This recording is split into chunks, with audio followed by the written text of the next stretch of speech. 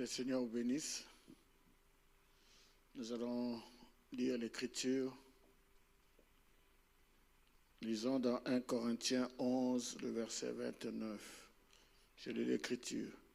Car celui qui mange et boit sans discerner le corps du Seigneur, mange et boit un jugement contre lui-même. Prions le Seigneur. Dieu notre Père, Dieu Tout-Puissant, ta parole est la vérité. Les cieux et la terre passeront, mais ta parole ne passera pas. C'est ce que tu as dit et nous pouvons nous accrocher à cette chose qui est éternelle, qui est appelée la parole. Car la parole, c'est le logos, la parole, c'est la colonne de feu. Merci parce que tu as ouvert la parole dans ce dernier temps et tu as permis que nous puissions voir les Écritures. Car ton prophète a dit, le jour où vous verrez la parole, vous verrez Jésus. Sois béni, Seigneur. Bénis, Seigneur, cette introduction, ce petit message que je vais apporter ici pour la gloire de ton nom. Sois béni au nom de Jésus-Christ. Amen. Bien, que Dieu vous bénisse richement. Nous voyons ici l'apôtre Paul. Ici, l'apôtre Paul ne parle pas que du pain naturel. Ici, on nous parle du corps communauté. Celui qui mange et qui boit sans discerner le corps du Seigneur. Le corps du Seigneur, c'est quoi? C'est le corps Église. C'est son corps. Paul dit aux Colossiens, dans Colossiens 1, 18, il dit, il est la tête du corps de l'Église. C'est-à-dire l'Église lui appartient. Jésus est la tête du corps de l'Église. Amen. Donc, la tête veut que nous soyons conscients des actions que nous menons. Il faut être conscient de ça. Il dit, quand quelqu'un boit et il mange et il boit sans discerner le corps du Seigneur, cette personne-là, il mange et il boit un jugement contre lui-même. Nous devons être conscients. Frère Branham avait l'habitude de dire, pincez votre conscience. Donc le corps du Seigneur, comme je dis, c'est l'Église. C'est les frères et sœurs. L'Église, ce n'est pas le bâtiment. C'est la communauté. C'est les gens qui forment l'Église. Là où 2 ou 3 sont assemblés à mon nom, je suis au milieu d'eux. Donc, nous devons être conscients de tout ce que nous faisons. Saul de Tarse, vous savez cela, Saul de Tarse, il avait persécuté le corps. Il avait persécuté le corps, vous savez, et quand il est allé sur le chemin de Damas, la tête a répondu. Voyez? Donc, pourquoi la tête a répondu? C'est parce que c'est son corps. C'est son corps. Et Jésus est le chef de l'Église. L'Église, c'est le corps du Seigneur. Amen. Vous savez, l'apôtre Paul, donc Saul de Tarse, j'explique un peu cette histoire. Il était sur le chemin de Damas et il allait pour persécuter l'Église. Et pendant qu'il partait pour persécuter l'Église, à un certain moment, sur le chemin, il a vu une lumière dont l'éclat dépasse le soleil. Vous savez, en nous les humains, la plus grande lumière qui existe pour nous les humains, c'est le soleil. Mais l'apôtre Paul a vu une lumière dont l'éclat dépasse le soleil. Et donc ça veut dire cette lumière-là, c'est la colonne de feu. C'est la colonne de feu qui est le créateur du soleil. Oh, donnez-moi un amen. Donc quand il a vu cette lumière-là, et il a posé la question parce qu'il a vu que c'était la même lumière qui avait conduit les enfants d'Israël de l'Égypte à la terre promise. Alors il a posé la question, qui es-tu, Seigneur? Parce qu'il savait que la lumière qui avait conduit les enfants d'Israël s'appelait Jéhovah. Oui, alors il dit, qui es-tu, Seigneur? Et de la lumière, la voix est sortie, je suis Jésus que tu persécutes. Vous voyez, donc Jésus, c'est la colonne de feu. Jésus, c'est cette lumière dont l'éclat dépasse l'éclat du soleil. Maintenant, quand cette lumière est apparue, la lumière a jeté Saul de Tarse par terre. Il a mordu la poussière. Il a mordu la poussière. Alors que lui, il pensait qu'il était quelque chose, et on l'a fait mordre la poussière. Et quand il a ouvert les yeux, il a essayé d'ouvrir les yeux, il s'est rendu compte qu'il était devenu aveugle. Vous voyez, il était devenu aveugle. Maintenant, pour qu'il recouvre la vue, il a fallu qu'il y ait un membre du corps de Christ qui s'appelle Ananias. Ananias, le Seigneur lui a parlé et Ananias a imposé les mains sur Paul, sur Saul de Tarse qui est devenu Paul, et il a recouvert la vue.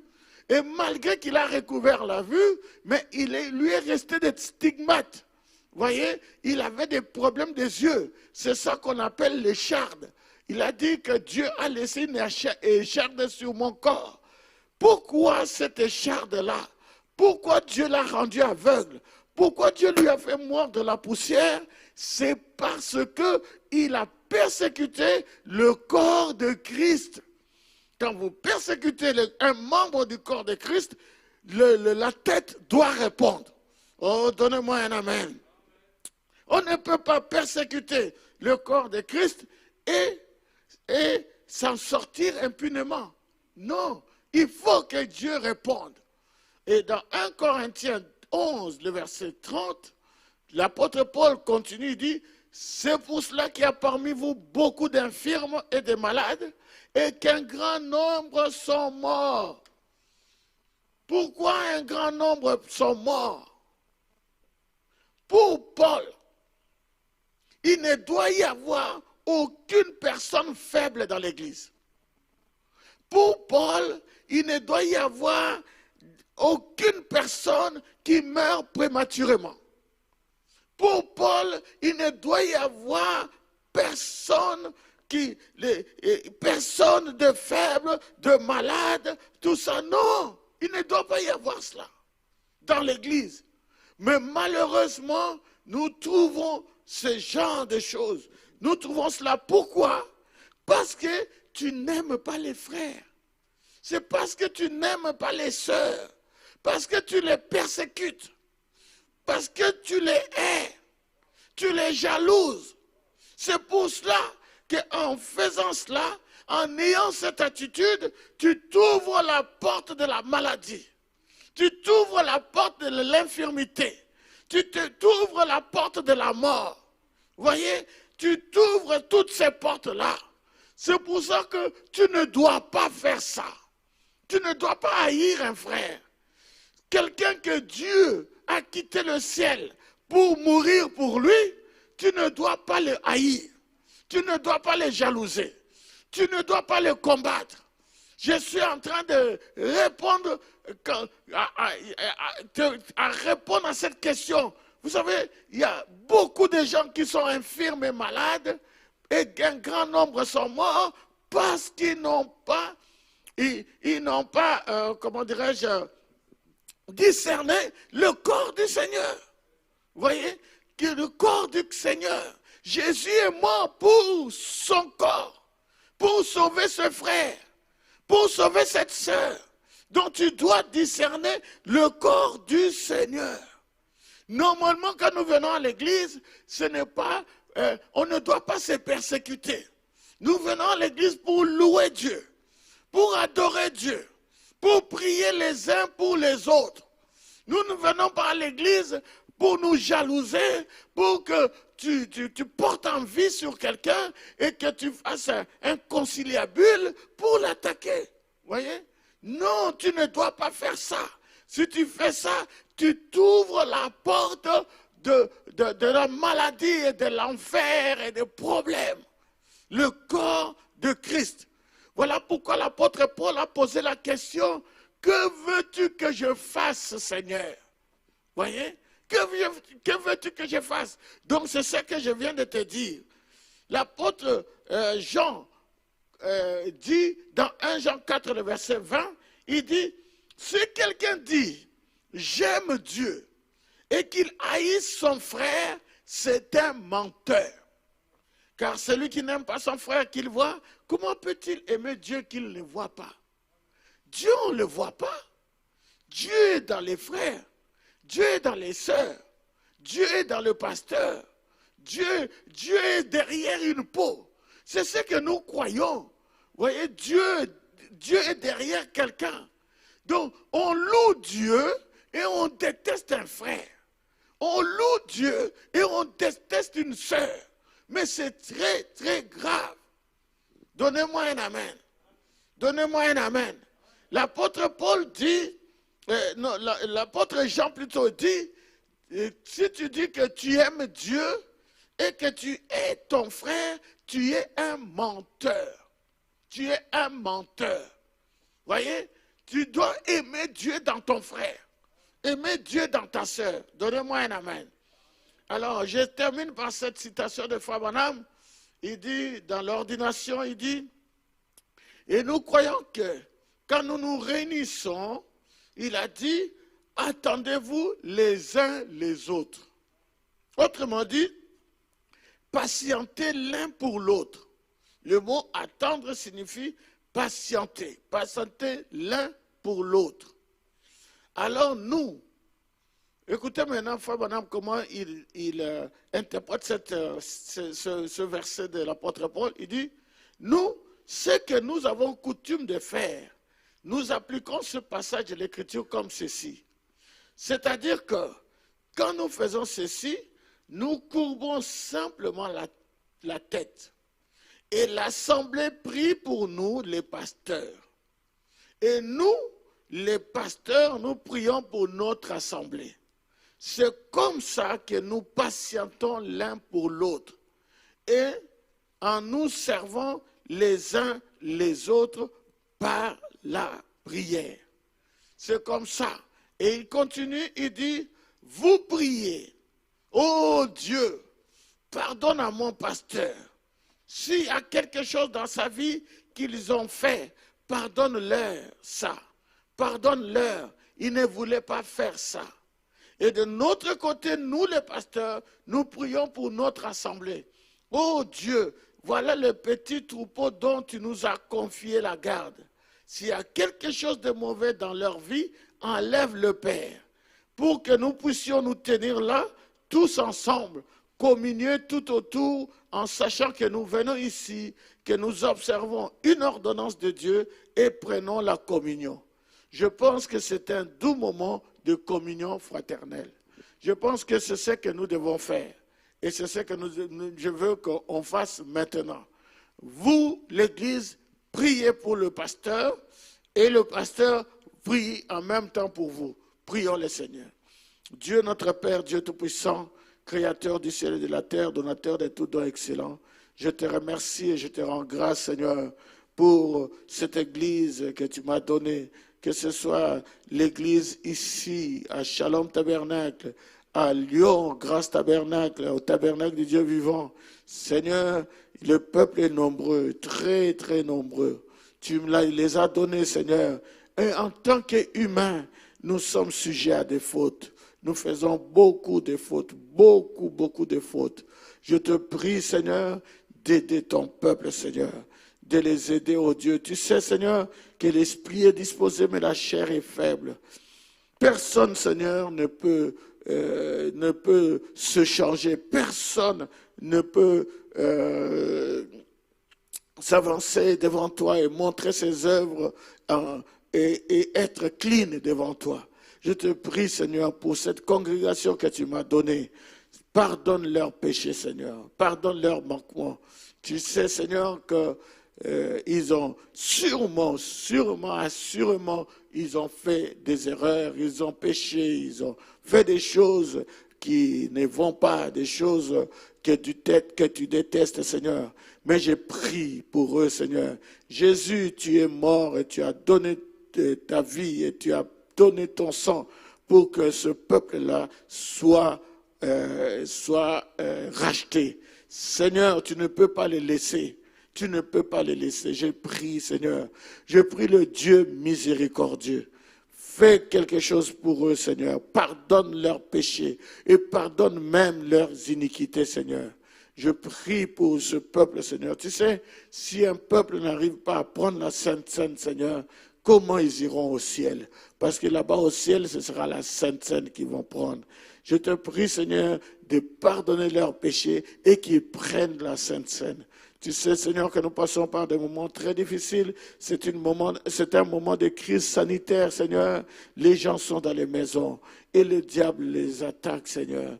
Mais fais quelque chose pour eux, Seigneur. C'est ton peuple, ce sont tes enfants, Seigneur, tes fils et tes filles. Et ils t'aiment, Seigneur. Malgré leurs erreurs, malgré leurs fautes, ils t'aiment, oh Dieu. Je te prie, Seigneur, de les aider et de leur accorder une grâce spéciale. Seigneur, aide-les à prendre la Sainte Seine, Seigneur. Je te prie, Seigneur, je t'intercède en tant que leur pasteur. Un pasteur, c'est un intercesseur. J'intercède pour eux afin, Seigneur, que tu puisses les délivrer et aussi que tu puisses les pardonner et qu'ils prennent la Sainte Seine. Sois béni, Seigneur, enlève la maladie, enlève la mort, Seigneur. Oh Dieu, que 10 000 tombent à gauche, 1000 à droite et qu'eux, ils restent debout. Je les remets entre tes mains, Seigneur. Sois béni au nom de Jésus-Christ, notre Seigneur et notre Dieu. Amen.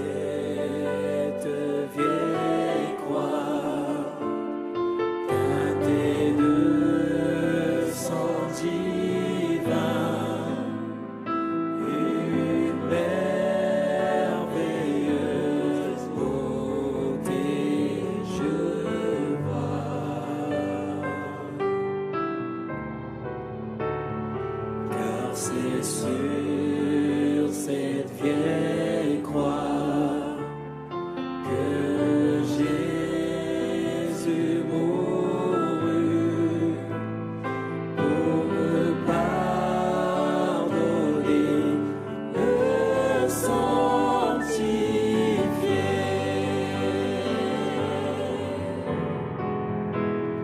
Ainsi j'aimerais cette vieille croix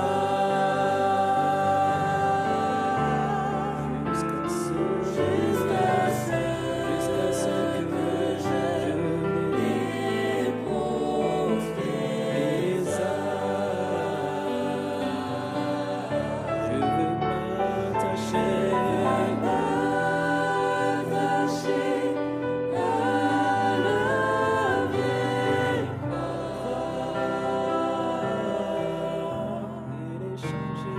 et les changer avec une couronne.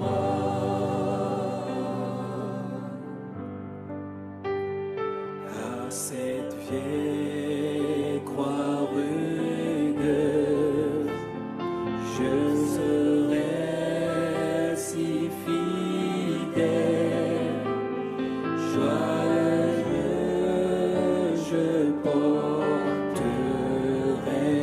sa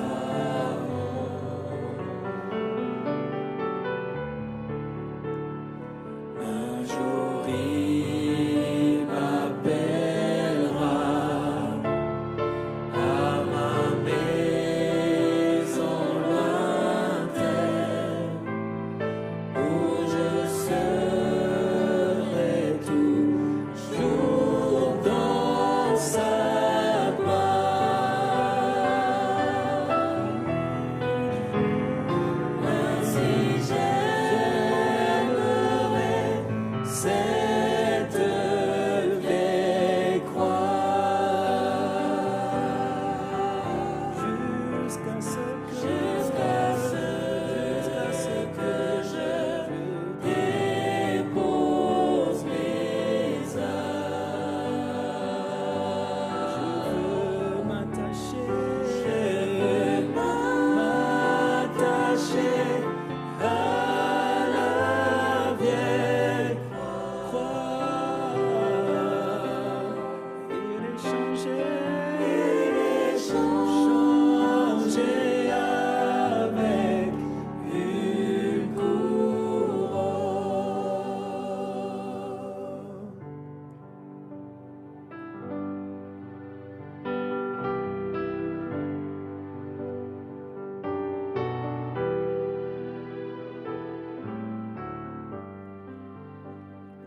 Rocher d'âges effondus, laisse-moi me cacher en toi.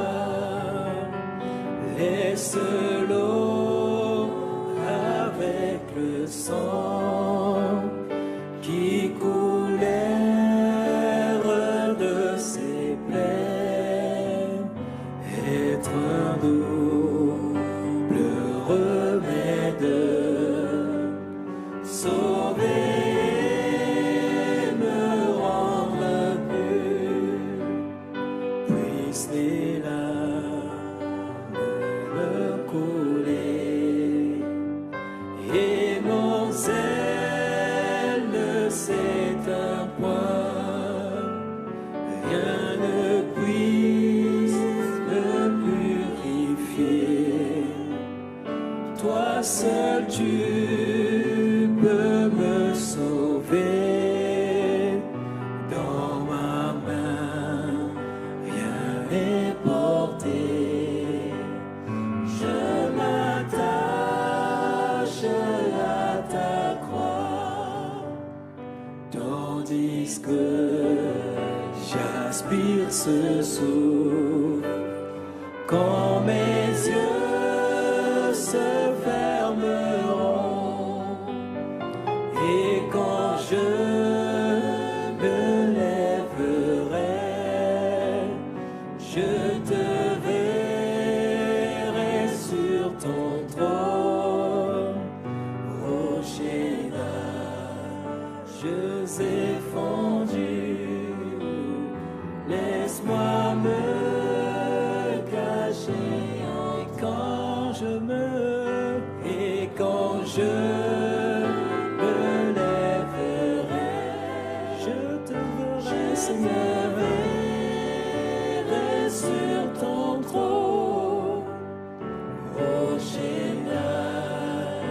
nuages effondus.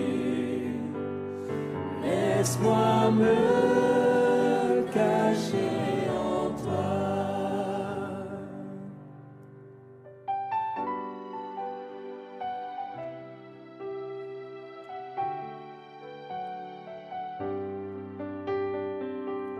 Au-dessus des puissances, au-dessus des rois, au-dessus de la nature et de la création, au-dessus de tous les plans des hommes sages.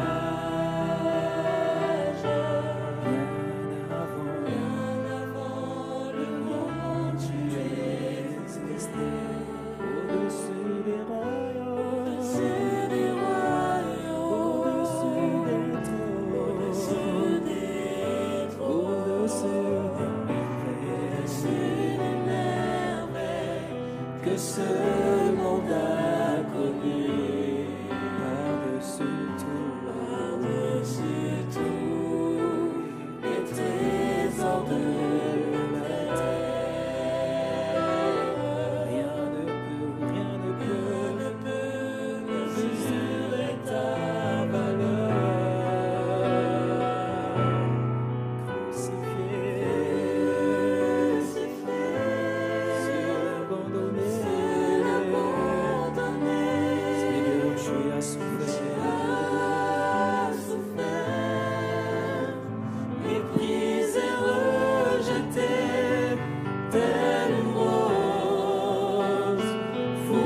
Sous nos pieds, tu m'as sauvé, tu m'as aimé par-dessus tout. Tu étais crucifié, seul abandonné. Oui, tu as souffert.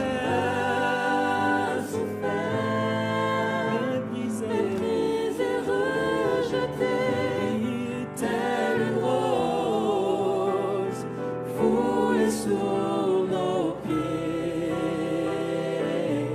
tu m'as sauvé, tu m'as aimé, par-dessus tout, oui, crucifié,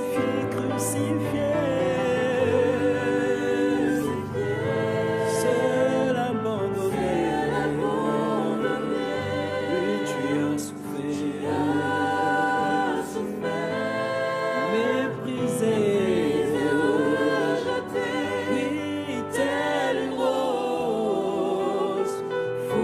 Sous nos pieds, tu m'as sauvé et tu m'as aimé par-dessus tout. Tu m'as sauvé,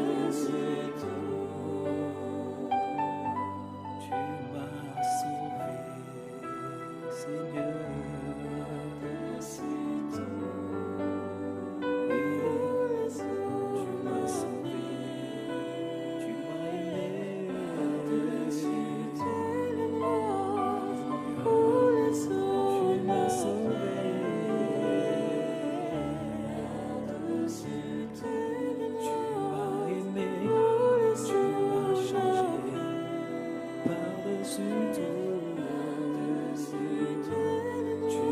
Choisi, tu m'as changé par-dessus.